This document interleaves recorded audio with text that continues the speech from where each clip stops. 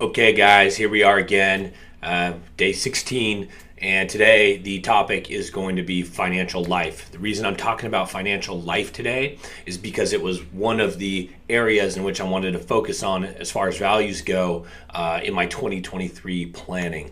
So I'm going to talk a little bit about, some of these laws, some of these values within that segment of my life that basically I've written down here. So the first one is make sure that we pay ourselves first, or I pay myself first.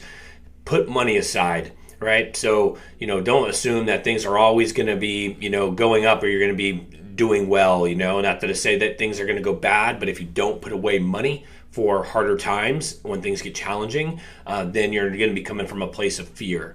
So number two, and this one has been very, very, very important for me, is to live below my means. And what that really allows me to do is continue to pay myself first, put money aside, not come from a place of fear, and be able to really just focus on helping people and doing what I love doing, which is just putting myself out there, sharing the message, and hopefully inspiring others to make these changes, like living below their means, because it takes off a lot of the pressure. I don't have any car payments. It's all about making sure that I don't have ongoing obligations, or I'm trying to impress people that don't even care. Number three, make sure that you're making profitable investments, right? So thinking about where you feel most comfortable, what you know best, and what you invest in. For me, it's real estate. No matter what, that's what I believe in. It's what I know the best. So as far as whatever you know the best, make sure that you're investing in that. Warren Buffett says it best. He doesn't invest in something that he doesn't understand. So make sure that you're making profitable investments and that you understand them. Number four is guard your business, right? So make sure that you're protecting your investments, and then you're, not exposing your business to being, hacked, or you're not taking risk management measures. If your business is, could be susceptible to that type of a thing. So 5, invest in yourself. And I've talked about this before when I talk about intellectual life, but it does have to do with our financial life, because the more we read, the more we expend our knowledge, the more that we're going to be an expert in our field.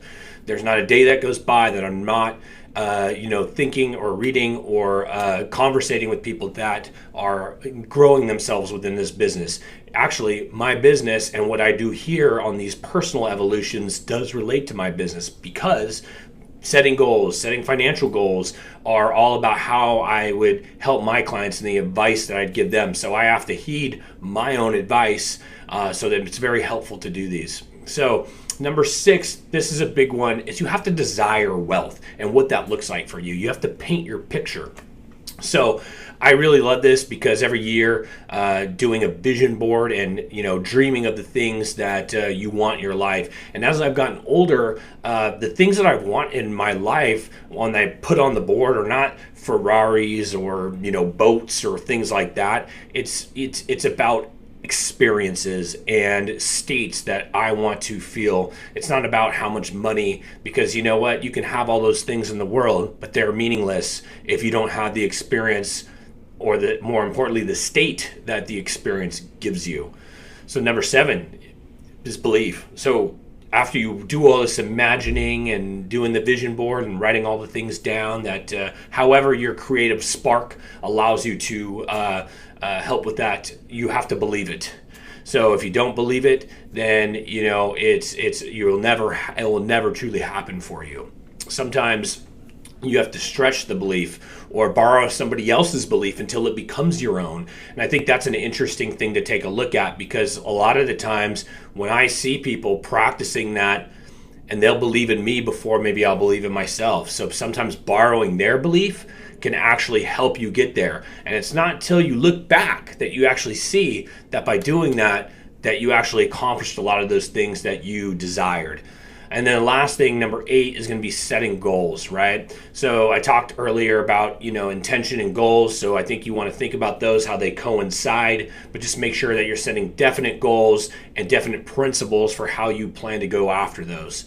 So those are the 8 laws of how to live an abundant financial life, at least as I wanted to share today. So hopefully you get a couple nuggets out of that, and have a good day.